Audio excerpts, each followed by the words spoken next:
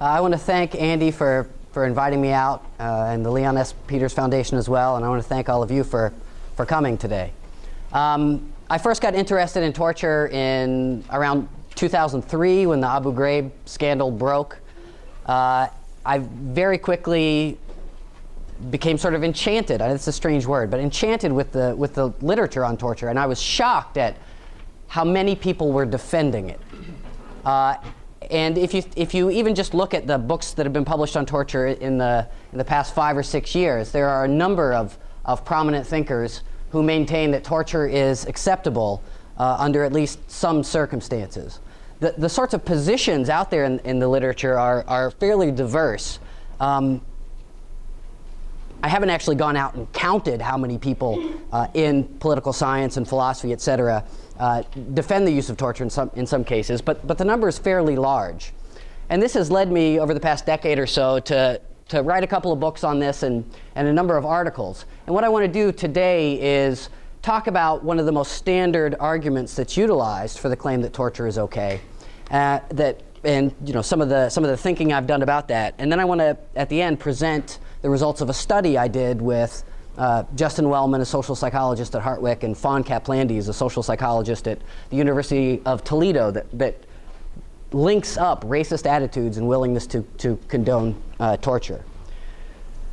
To get us going, though, I don't expect you to be able to read all this, and I'm not going to read it to you. But this is sort of the range of positions that people take in the torture debate, in torture literature. And obviously, there's quite a diversity here, and the diversity is an historical one as well. You can see under absolute prohibition, that's my view, by the way. I'll just put that out on the table. Torture is never okay under any possible circumstances. You see some famous names: Jean-Paul Sartre, Dorfman, Henri Alais, Jean Emery. I have to say it in a French way. It's because I'm pretentious.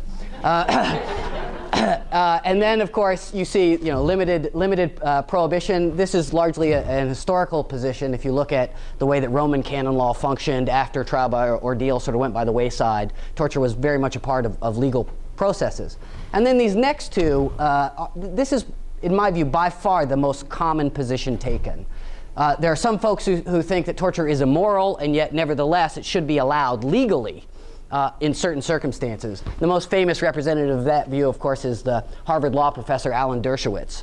And then a lot of people, more people perhaps, think that it should always be illegal, but nevertheless should be morally allowed in particular circumstances. And they make arguments about how it could count as civil disobedience, how it could count as self-defense, et cetera. As you can see up here, even John McCain, who was himself tortured for a period of about 7 years, has advocated this particular position. In so-called ticking bomb cases, torture should be acceptable. So this is the kind of range of positions. No respectable intellectual has this view. And you can see I had to put maniacs there as examples, right? Nero and the Marquis de Sade. So this is the range of possible views. And what I want to do today is talk to you about the ticking bomb scenario. This is by far the most common defense of torture, starting point for a defense of torture. It's used as what's sometimes called a wedge argument. The claim is that if we can find one case, no matter how implausible, one case where it's okay to torture somebody, then we'll know that the idea that it's absolutely prohibited is false. And then we'll have to sort out what sorts of cases are okay and what sorts of cases are not. So I want to look at this scenario a little bit with you, and I'll put it up in a minute so you know exactly what I'm talking about. And I'm going to argue the following 4 things. I'm going to say that the scenario rests on a refusal to examine how interrogation actually works. It's remarkable when you look at this literature. People make all these claims about the efficacy of torture, and I don't think any of them have bothered to read actual interrogation manuals. The second thing I'm going to argue is that the ticking bomb scenario ignores both the plausible outcomes resulting from the use of torture, as well as what the effective use of torture would presuppose. And finally, these last two stem directly from the study we've recently conducted.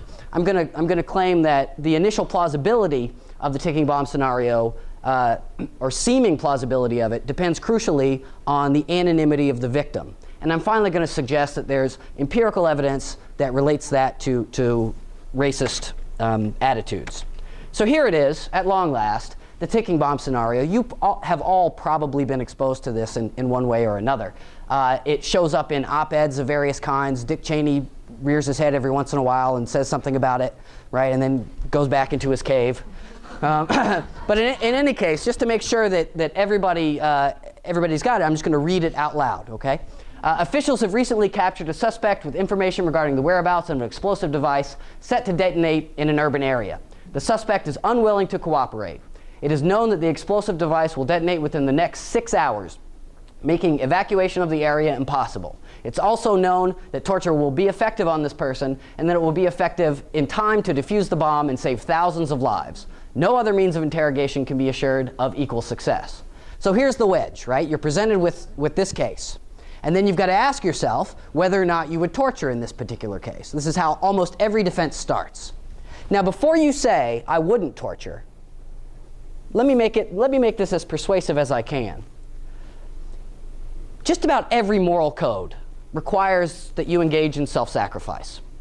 That is, there are certain desires that you want, certain urges that you have, but the claims of morality essentially say that those need to be limited in various ways.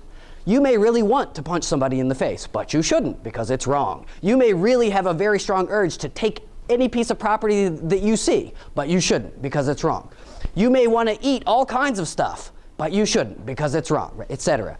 A lot of people, when they see this, or some people when they see this think, well, look, if I were to engage in the torture, I would dirty my hands. I would engage in an immoral action, and therefore I'm not going to do it. Now, the response that an advocate of torture might provide is something like this. How narcissistic are you? Why is your own moral purity more important than saving 1 million lives? Are you that special? In a case like this, right, if we know that the torture will work, why wouldn't you do it? Oh, I don't want to be immoral. What about the other people? The people who are going to die? Now, this is the way the argument kind of goes. Now, I'm just curious, and maybe I shouldn't do this. I never know how it's going to go. How many of you would torture in a case just like this, exactly like this? Don't be shy. So that's interesting. You get really diverse results when you ask people. Here, we got maybe 5%. I asked this question a month ago to a group of undergraduates, and there may be 50 of them, and all but one said that they would torture in the case. All but one. But in this example, how do we know that torture would be effective? Well, it's a thought experiment, and so the idea is we're trying to test our particular intuitions on whether or not torture is acceptable in any possible case. We're imagining that we're holding those things constant. And in fact, I'm going to talk a little bit about this. The standard objections to the ticking bomb case, here are 3 that often get made. The first one, and they're all pretty straightforward. The first one says, any use of torture would violate the dignity of persons. Second one says the case is too artificial, suggesting exactly what you said, right? I mean, we're assuming to know a bunch of stuff we can't possibly know. A third response, this is less common, like Zizek actually makes this claim. He says any discussion of torture legitimates it. Even this talk, right, for Zizek would legitimate torture. 3 doesn't strike me as particularly plausible, but nevertheless, it's a response you sometimes hear. If you think that first response is pretty good, the defender of torture is going to say, well, what about the dignity of all the people who are going to be killed if you let the bomb detonate? Right? You violate one person's dignity versus violating 1 million people's dignity. I mean, imagine the bomb is in Manhattan or something, right? As far as the second case, that the case is too artificial, yes, it's artificial, but thought experiments are always artificial, right? And not just the thought experiments in philosophy. I mean, you guys may know the story about when Einstein was sort of thinking about relativity. He did this thought experiment where he imagines traveling at the speed of light and looking over and seeing a blob of light. Well, you can't travel at the speed of light, and so that thought experiment's also artificial. Doesn't mean it's not useful. So let's talk just for a second here about what the ticking bomb case actually takes for granted. And I'm just giving a few things here that are taken for granted in the case. But I want to emphasize here that despite the fact that there is something artificial about the case. We need to say more about what's artificial about it if that's going to be a criticism, because all thought experiments in a certain respect are artificial. So we're taking for granted here this claim that we know that the person captured actually has knowledge, right? That if we acquired it, would allow us to stop the detonation of the bomb. That's a huge assumption, particularly in the intelligence community, right? By one estimation, this is a report from certain military personnel who were running Abu Ghraib. By one estimation, 90% of the people imprisoned in Abu Ghraib were there as a matter of chance and accident. They had nothing whatsoever to do with terrorism. And a number of those people obviously were interrogated by CIA, by military personnel, etc. So even the assumption that we're actually dealing with a terrorist is a huge, huge assumption. We know that there's a bomb and that it will, in fact, detonate. You know that it's wired correctly. You know that all the parts are where they should be. You know that there won't be some sort of mechanical error, right? That the circuitry won't short out. If you know all those things, you can ask yourself, well, how do you know? Did you see the bomb assembled? Did you then see it placed somewhere? And if you saw both of those things, why the heck would you need to torture somebody? Well, you wouldn't. And then, of course, 3, torture will work. You can trust the information we gather through torture. And this is a huge, huge assumption. And in fact, if you read the writings of folks in the intelligence community, the vast majority of the sort of experts claim this is just false. In fact, I'm going to show you some quotations from a CIA manual that says at least physical torture does not produce good results. That is, you cannot trust the information gained through it. So there are all kinds of things here that make certainty, in this particular instance, incredibly unlikely. We don't know that the person, in fact, that we don't know they're a terrorist, or we may not know. We don't know necessarily whether or not their intelligence is reliable. I mean, one of the standard claims made about how terrorism works and how persons who are terrorists operate is they operate. One of the standard claims is as follows: they operate in cells that function more or less independently of one another, and so they have sort of safety protocols. If a particular member of the cell doesn't report back in, then the cell dissolves whatever plans they have, they relocate, etc. The assumption is that the person has been caught, right? So even if you do, in fact, capture a terrorist, you can't be sure that the intelligence you get through that person is reliable, precisely because the cell that they were a part of may well have changed plans given that the person was captured. How do we know the person has the required intelligence to begin with? How do we know that the intelligence once acquired will still allow us to stop the bomb? Recall that in the ticking bomb case, we imagine that we have 5 to 10 hours. That's really not a lot of time. Issue 4, how do we know that torture will work on this particular person? One of the presuppositions here that I'm going to go into a little bit, in much of the literature that defends torture, it is as follows. It is assumed that you can scientifically administer pain.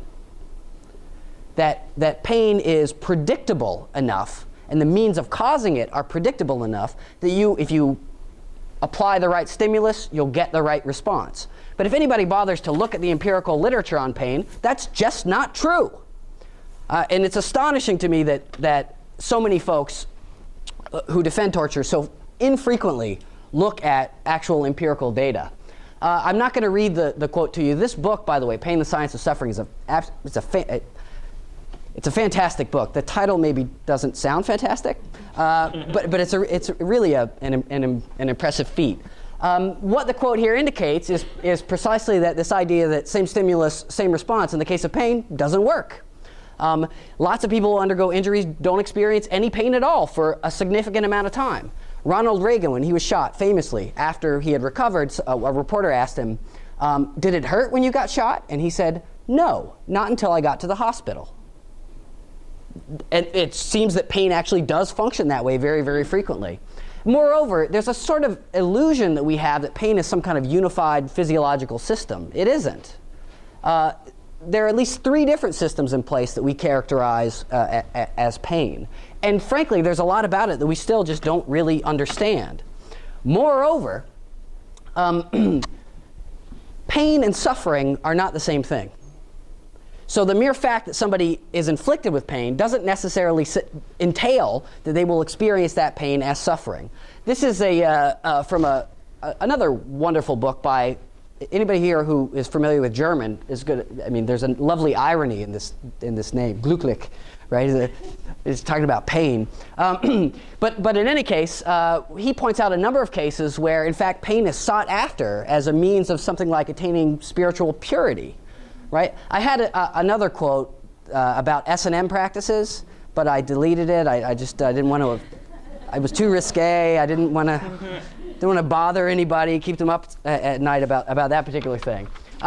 So we get some examples here about how pain can be utilized in a way that people regard as beneficial. And you can imagine exactly this sort of thing happening in a ticking bomb sort of case. In fact, inflicting torture on an alleged terrorist may well vindicate the very cause of the terrorist. The terrorist may well say, well, this is exactly why I planted a bomb to begin with. You guys are barbarians. Right? So the idea that inflicting pain will necessarily lead to the appropriate kind of response is just false.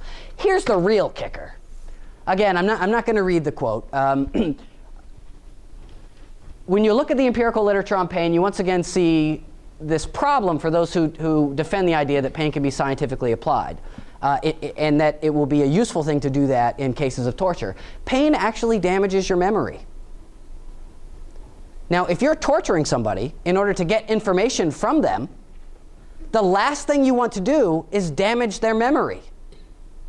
Right? So the very thing that you're after is you're going to thwart your ability to get it the more pain that you inflict. In fact, there's a famous principle called Ribot's gradient that suggests the more intense the painful stimuli, the more damage gets done to somebody's memory, somebody's short-term memory. You'll notice in the quote here, it also says you damage executive function. Right? So people are less able to make decisions. They're more likely to be victims of suggestibility.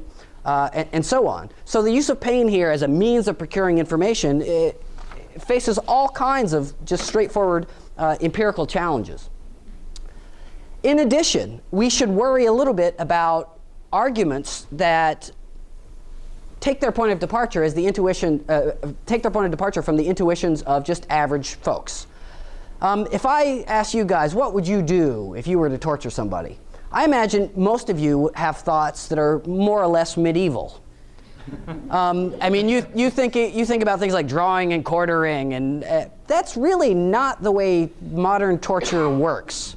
Modern torture does not involve that sort of thing. And so then the question is, well, what exactly are we assenting to in the ticking bomb case? When somebody says, yes, I think I would torture in that case. I mean, if the person saying that has no idea what they would do, in order to elicit information from the victim, it's just not clear what the status of their intuitions is. And Bob Recker, in actually a very good book, Torture and the Ticking Bomb, makes exactly the point that I've just made. We're not actually imagining ourselves in the ticking bomb case. We're imagining something like a professional torturer. Now, I'm going to come back to this point in a minute, and it's important for a number of reasons. But nevertheless, there is this problem with our intuitions. And there's one other that I should mention. Our intuitions about the efficacy of torture are not trained intuitions.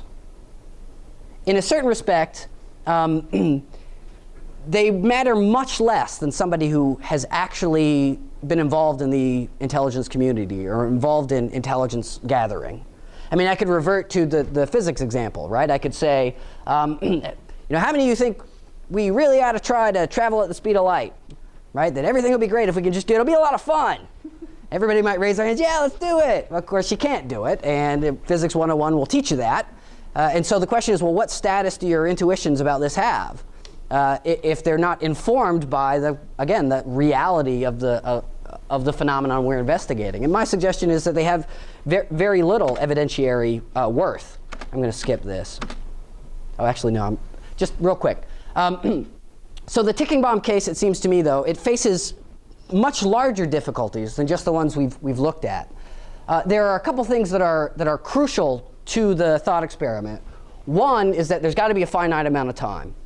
If if you've got somebody and the question is, do you torture them, but you have, say, 6 months before the bomb goes off, then you can obviously gather the intelligence you need in some other way. There's no longer any pressing reason to engage in torture. And the second thing is you've got to maintain, for the ticking bomb case to work, that torture in that particular scenario is the lesser of two evils, right? That if you failed to torture, a greater loss would occur. And I think both of these represent problems with the ticking bomb scenario. I'm going to start with the second one here. The idea that you just torture one person and then you save 1 million faces some pretty obvious, it seems to me, theoretical obstacles. People seem to forget that, well, again, when we're talking about terrorists, they seem to forget that terrorists are part of organizations, and that other persons within those organizations may not like the fact that we would engage in torture. We would torture one of their comrades. So the idea that you torture and you save 1 million lives and that's the end of the calculations is a little bit strange, because after all, we're assuming there'd be no retaliatory strikes. We're assuming that it wouldn't lead more persons to actually join the terrorist organization in question. And by the way, there's data that suggests that's exactly what has happened, right? As the United States during the 2000s engaged in more and more so-called enhanced interrogation, it angered a lot of people, and people who weren't necessarily opposed to the United States or against U.S. policies became opposed to the United States against U.S. policies. So there's something a little bit quirky in the math of the ticking bomb argument. It stops right at the point where you detonate the bomb, and it doesn't consider sort of long-term consequences. And then we have to, given what we were just saying, that nobody in this room would know exactly what to do in order to torture somebody and get the requisite information. And probably most of you wouldn't be willing to do it anyway, right? I mean, you would want a trained professional who would engage in the torture. You'd want that because it would be more effective, right? It wouldn't waste time, etc. But now consider this. To have a trained professional torturer, you would need, well, like a college of torture. We have colleges of dentistry, colleges of business, college of Fresno State, the new major, right? Torture. And there's a lab too, right? And then you go and you practice on your fellow students, I guess, right? Now, again, if we're talking about a scenario where we have 5 or 6 hours, you're going to need these professional torturers around, right? I mean, you can't just have them all, say, in New York City, right? Because if you capture somebody in LA, and Jack Bauer's not around, you got to fly somebody in from New York, it's going to take too long. I mean, even on a private jet, it's going to take several hours, and there's not going to be enough time to conduct the interrogation. So you're going to have several programs, torture programs, right? Several majors, I guess, at different universities, to establish a class of professional torturers capable of handling ticking bomb scenarios like this. Now, it doesn't take much reflection to see what this might do to a society and what kind of negative effects this might have. These also count as consequences of advocating torture, because again, it's not just like you hand Dick Cheney, a baseball bat and you send him into the room or something, right? I mean, you need people who are trained. And this sort of argument has been made in a couple of places. Bob Brecker makes it in the book I mentioned before. So does Jessica Wolfendale and Jean-Marie Arago. They both make similar sorts of arguments like this. So the consequences have been really sort of ignored in some ways by defenders of torture. This one I'm going to skip. The other issue that I mentioned was time. The way that the ticking bomb scenario conceives of the relation between torture and time, it seems to me, is fundamentally wrong. It's misguided. And this comes out when you look at actual torture manuals. The "and" here is meant to conjoin the two things, not separate them. Kubark is likely a code name for the CIA. And so the Kubark manual was later revised into the Human Resource Exploitation Training Manual. The Human Resource Exploitation Training Manual. And I'm going to just run through a few passages here from this particular manual. And again, the aim is to give you a sense of what torture today sort of looks like and how it progresses. Some interrogatees can be regressed. This is the favorite phrase in the CIA manual. Regressed by persistent manipulation of time, by retarding and advancing clocks and serving meals at odd times. This is likely to drive him deeper and deeper into himself until he is no longer able to control his responses in adult fashion. That is the core aim of torture, to regress a subject, to destroy their agency. Right? Because once you've destroyed the agency of a person, the very things that lead to resistance, identification with a particular cause, for example, holding firm to particular values, those things fall apart, and you are left with somebody in an infantile state who no longer controls responses in adult fashion. So how do you do this? How do you regress a person? The questioner should be careful to manipulate the subject's environment, to disrupt patterns, not to create them. Meals and sleep should be granted irregularly, in more than abundance or less than adequacy, on no discernible pattern. This is done to disorient the subject and destroy his capacity to resist. You unmake the world. That's a phrase from Elaine Scarry's wonderful book, The Body in Pain, where she examines the phenomenology, the experience of torture. You break down the person's identity by making the world no longer something you can rely on. You can no longer trust that meals will arrive at a regular time. You can no longer trust that language will be used merely as a means of communication. You will no longer trust that objects will have their normal significance, that refrigerators will store food, that chairs will be used for sitting, things like that. These things become weapons in the torturer's panoply. A couple more quotes from the manual. The torture situation is an external conflict, a contest between the subject and his tormentor. The pain which is being inflicted upon him, the interrogatee, from outside himself may actually intensify his will to resist.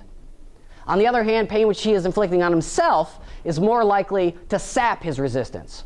For example, if he's required to maintain rigid positions, such as standing at attention or sitting in a stool for long periods of time, the immediate source of discomfort is not the questioner, but the subject himself. His conflict is in an internal struggle. As long as he maintains this position, he's attributing to the questioner the ability to do something worse, but there's never a showdown where the questioner demonstrates this ability. After a period of time, the subject may exhaust his internal motivational strength. So punching somebody in the face, a la Jack Bauer, is not a recommended means of engaging in coercive interrogation, aka torture. Rather, what you do is you turn the person's body against themselves. And this is done in ways that may not initially seem like that's what's going on. The strappado, a relatively famous method of torture, was used on John McCain, in fact, involves you tie a person's hands behind their backs, and then you lift them by the wrists. Now, most people, from what, I mean, this has never been done to me, okay, but most people can hold themselves up just by strengthening their arms like this for a little bit. And then what happens, of course, is they can't do it anymore, and the arms pop out of their sockets, and it's intensely painful. This is why John McCain cannot lift his arms above his shoulders. This was done to him repeatedly. But the core idea is captured right here in the manual. And the core idea, of course, is that you turn the subject's body against himself. So it's never me versus you, the interrogator versus the interrogatee. It's always you versus yourself. And this has tremendous damage, or does tremendous damage to a person's psyche, in fact. Post-traumatic stress disorder is the rule when it comes to torture. It's very, very difficult for survivors of torture to reintegrate into the world. Their rates of everything from liver disease to early suicide are higher than average. They have difficulty reconnecting with their children, with their spouses, with their families. They have difficulty just being in the world. This final quote, I think says quite a bit that's worth considering. So it says, intense pain is quite likely to produce false confessions fabricated to avoid additional punishment. Khalid Sheikh Mohammed said explicitly, I gave my interrogators tons of false information just to get them to stop. Again, this isn't a manual for coercive interrogation. This is not news. This results in a time-consuming delay while investigation is conducted and the admissions are proven untrue. During the respite, the subject can pull himself together and may even use the time to devise a more complex confession that takes still longer to disprove. Here's the point. You cannot effectively torture someone in the way that's recommended in a limited amount of time, 5 to 10 hours. The ticking bomb scenario says we've got 5 or 10 hours, some very, very short amount of time. We can utilize that time to extract information. But if you do what the experts say, regression does not take 5 to 10 hours. It takes weeks or months. Now you may say, well, that's okay. We'll just beat it out of them. We won't use stress positions and strapato and that kind of thing. We'll just beat it out of them. Well, you can see what the manual says about that. Utilizing intense pain isn't going to work. It's going to produce more delays, and that's exactly what you don't want in a ticking bomb scenario. It also says, in one of the earlier quotes that we considered, it likely will increase the resistance of the person being interrogated. So the ticking bomb scenario ignores all of this. And in fact, I would say that's a gentle way of putting it. I would say the scenario, in fact, turns out to be incoherent. Its incoherence is hopefully captured right there in that first bullet, that it asks us to imagine a case of successful torturous interrogation where time is extremely limited, 5 hours. But all that we know about coercive interrogation says it's not something you can time. So the ticking bomb argument seems to me to fail, and it fails for a number of reasons. There are many more I could go into, by the way. But this is sort of a highlight of what I regard as some of the more important responses to the ticking bomb argument. By the way, this doesn't automatically entail that torture is never wrong. That's my view, but simply showing that the ticking bomb case is not an adequate means for establishing the legitimacy of torture is not the same as showing that torture can never be done. You need more argument for that. However, I would suggest that once you've eliminated scenarios like the ticking bomb case, very little stands in favor of torture anymore, right? If you were going to justify it, that particular scenario is probably your best bet, but that scenario fails, and thus it looks like the absolute prohibition against torture, that intuition that we should never do it, is much stronger than you might initially think.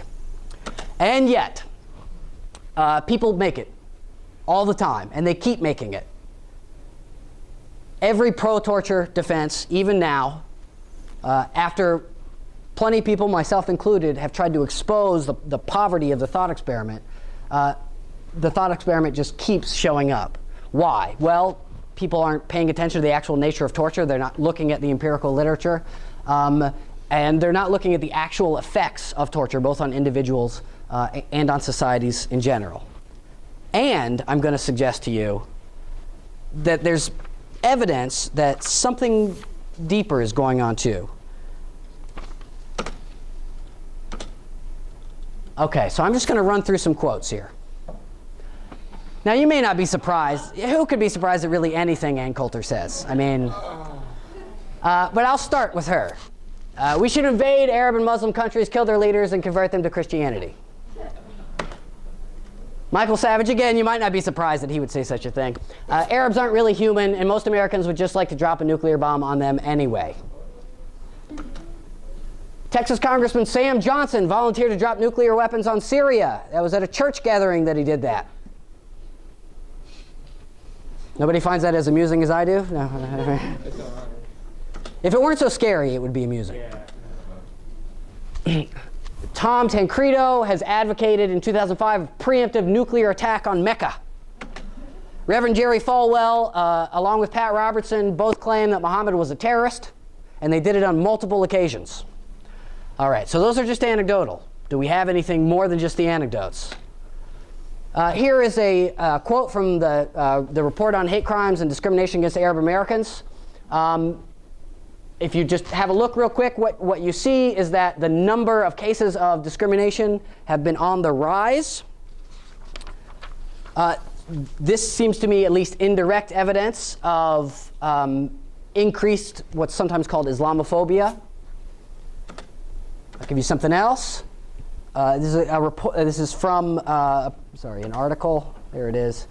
And it addresses the 2006 report from the Council on American Islamic Relations. Again, just have a look real quick. Again, 62% increase in the total number of complaints of anti-Muslim harassment, violence, discriminatory treatment from 2004. Give you another. The Pew Forum on Religion and Public Life poll in 2004 reported that almost 4 in 10 Americans have an unfavorable view of Islam, about the same number that has a favorable view. I'm not done. 2005 ABC News poll reported that 43% think Islam does not teach respect for the beliefs of non-Muslims, up sharply from 22%. Again, increased Islamophobia, increased anti-Arab sentiment. USA Today Gallup poll, quote, found that 53% of respondents favored requiring all Arabs, including those who are U.S. citizens, to undergo special, more intensive security checks before boarding airplanes in the U.S. 46% favored requiring Arabs, including those who are U.S. citizens, to carry a special ID, like a gold star. I'm not done. 42% of Americans now this is just a study about Detroit, but nevertheless, generalize as you will. 42% of Americans in the Detroit metro area believe that 9/11 was a result of a deeply rooted disrespect for democracy, freedom, and the rights of women. Many Americans believe that the United States was attacked because it's fundamentally good, while the other is fundamentally evil. This is a problem. Our collective conception of Arabs, of Islam, is deeply, deeply skewed. There's a lot of reason for thinking that implicit and explicit prejudice are playing a role when we consider ticking bomb scenarios. Given the time, I'm going to push past this. I'm not going to talk about this. I'll just mention it, though. If you are unfamiliar with the Implicit Association Project, it's out of Harvard. They have something like 2 million subjects who've engaged in this study. It seems to indicate really quite widespread implicit prejudice. And everybody's okay with what I mean by implicit prejudice, I hope, right? It's not necessarily that people are pounding their fists saying how they hate non-white people. It's rather that they have attitudes implicitly that suggest something like a favoring of white over non-white. So I've got 3 slides on that, but given the time, I'm gonna skip it. So there's lots of evidence then that that this is a question we should ask. Does implicit racism have anything to do with people's responses to ticking bomb scenarios? Now again, the way people respond, it's wildly divergent. And even the polling data, the larger scale polling data, widely divergent. You get some polls that say 60% of Americans favor torture in a ticking bomb scenario. You get other polls that say 60% are against it. I saw one poll that said 75% are for it. It depends on how the issue is framed, the normal framing effects that happen. So we're sort of talking about broad attitudes here in folks who endorse torture in the ticking bomb case. That doesn't mean that from this you can infer that any single person has a racist attitude. So those of you who raised your hands, I'm not calling you a racist. That wouldn't follow from anything I've said so far. Okay, so this is a question I got interested in, and I don't have the statistical muscle to answer the question in the appropriate way. So I went to some social psychologists I know, and we started talking about actually designing some kind of experiment that would enable us to check for this. And of course, there's an obvious methodological issue. When you ask people, are you a racist? They don't often say yes. Some of them do, but most of them are ashamed, appropriately so. But nevertheless, even if they're not ashamed, a lot of people think they're not racist, and yet they nevertheless harbor racist attitudes. It's very difficult to get past implicit racism. In fact, the Implicit Association Project suggests that nearly everyone has implicitly racist attitudes. So there's this pretty straight up methodological issue. You can't really simply ask people. That's not going to tell you anything about their implicit views. It'll tell you something about their explicit views. And their self-reported answers, moreover, you can't really trust them. So you do what you always do in social psychology. You trick people. Right? That's the aim of the discipline in a certain way. You can never tell anybody what you're actually testing, because that'll give the game away. So you got to trick them. So again, Justin Wellman at Hartwick and Fawn Kaplandes at University of Toledo, two social psychologists who I worked with on this particular thing. So what we did was we decided we were going to utilize ethnic names in the ticking bomb case, and we were going to look for different patterns of response. What happens when you insert common Arab names, common Anglo names? Does it have any effect? But then there are some obvious problems with this. Some people, again, it's shameful to be a racist, explicitly so anyway. And if you see an Arab name, you might overcompensate. Well, I don't want to look like a racist, so I'll adjust my response. And there are other problems with using such an explicit measure, which I'll talk about in a second. Moreover, we were sort of interested in general levels of prejudice and whether or not they correlated with willingness to condone torture. And so using just the embedded names would only test for anti-Arab prejudice, not general prejudice. So we elected to utilize what's called a social dominance orientation scale. And again, that measures general levels of outgroup prejudice rather than specifically anti-Arab prejudice. Okay, so just real quickly here, the study. We had 321 subjects. You see the specifics there. Across 5 states. We used 4 ticking bomb conditions and then a control condition. The control condition, by the way, is the initial ticking bomb scenario I gave you that I put up on the slide. It just says a suspect rather than a name. And in the other conditions, we said a suspect, comma, and then we gave the particular name. And then we used the SDO scale to try to assess prejudicial attitudes. Okay, and just so you know what it looked like, you don't have to reread the scenario, but there you have one of our conditions with the name Abdullah Salim. Then what we weren't interested in the simple binary, do you condone torture, yes or no. We wanted to look at whether or not there was a difference in degree, right? Because frankly, if all of our subjects said yes, torture is great, that wouldn't show us anything. We needed to see whether or not the condition actually affected how likely they thought they would be to condone torture. We asked them to define torture. Mainly, I wanted to do this out of a sick sense of curiosity. And it was all over the map. People said all kinds of weird stuff. And then just to give you a sense of the SDO, it's a 16-item, I think it's 16-item, questionnaire. We gave it after the ticking bomb scenario because, frankly, we thought that if we gave it before, there may be ordering effects, but we thought if we gave it before, it might skew the results. And you can see the sorts of questions that get asked here. Okay, so we got 2 significant results. Now, initially, our results, this is after we explain away some stuff, okay? So the actual details, which I'm going to get into in just a second, are a little more complicated than this. But there is a statistically significant correlation between levels of outgroup prejudice and the likelihood of condoning torture. That is, if you condone torture, the more likely you are to condone torture, you could predict based on that your level of outgroup prejudice. And again, this is on average. It doesn't necessarily say anything about particular persons. It also suggests, and as an ethicist and somebody who works in applied ethics, the second result is kind of astonishing to me.